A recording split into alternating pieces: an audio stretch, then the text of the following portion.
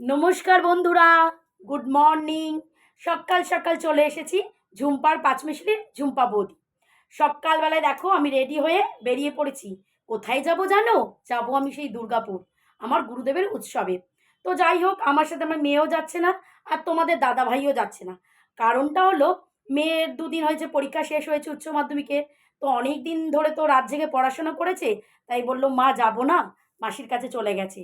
আর তোমাদের দাদা ভাই, সে তো আবার ব্যস্ত মানুষ, সে তার কাজ নিয়েই ব্যস্ত, আমার জন্য তার কাছে কোনো সময় নেই।